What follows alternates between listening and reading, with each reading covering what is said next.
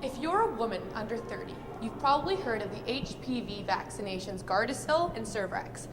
If you've watched a television in the last 2 years, you've probably seen the marketing campaign warning women about the dangers of HPV and cervical cancer.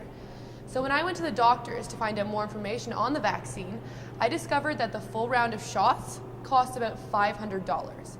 So the question was no longer about whether or not I was going to protect myself, but whether or not I could afford it. So with the help of the Global City team, I'm taking to the streets to ask women whether or not they've received their HPV vaccinations and why or why not.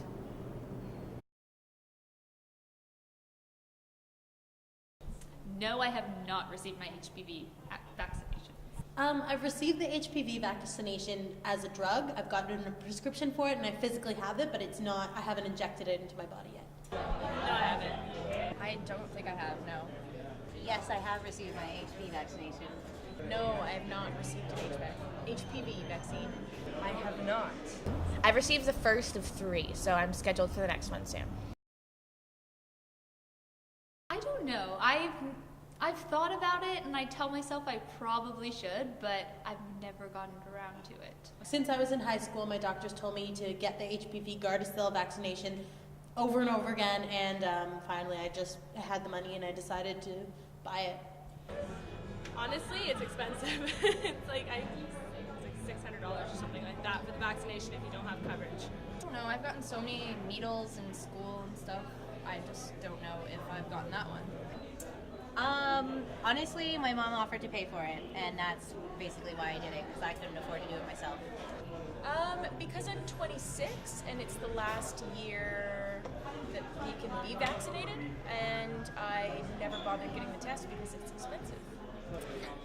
I don't know. I'm reading up on it, but right now it seems as though there's not a lot of long-term determination. Like, they don't really know the long-term effects of the vaccination, and so I'm trying to do a bit of research, but eventually I might. The fact that my dad's coverage or medical coverage covered it, so I'd rather him pay for the $600 shot than I'd have to pay for it.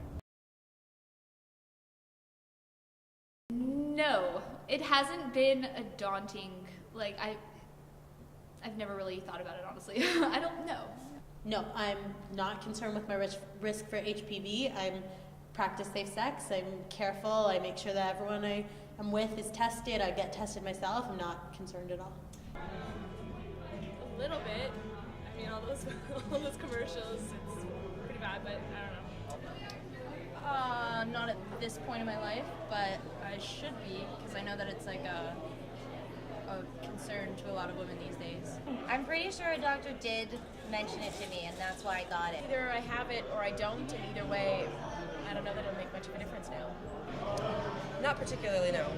My doctor's actually really, she's into alternative medicine, and she's very encouraging of traditional methods of, protection and common sense when it comes to sexual health, more than just quick fixes like vaccinations and that kind of thing. I think so. I always ask questions when I go to the doctor. I think, especially because I know that pap smears and regular checkups will help find cervical cancer. Well, I've already paid for the drug, but yeah, the price of the drug is way, way too expensive. However, I have insurance, so I'm covered for it. I guess so, but I mean, if it saves your life, then it doesn't really matter how much it costs. So cost was obviously an issue. Yes. Yeah, cost was a factor in age. No, definitely not. If I decide something that is definitely going to be beneficial, then cost isn't an option. Also, I have benefits, so. If you didn't have the coverage, do you think you would still get the shot? Definitely not. I have better ways to spend $500. Nope. She hasn't said anything to me, actually, which is kind of concerning. I wouldn't say pressured. It was just opportunity, so I did it. No, the opposite. They kind of don't. I've had to ask, basically. I've had to ask my doctor about the shot, and they didn't seem too keen on it. Clearly, there is still a lot of confusion surrounding the HPV vaccine and its effectiveness. At the end of the day, it's up to each individual woman to decide if the shot is right for her. At the Global City, we'd love to hear your perspective on the HPV vaccine and how it's viewed and discussed where you live. For the Global City, I'm Rory Gameyer.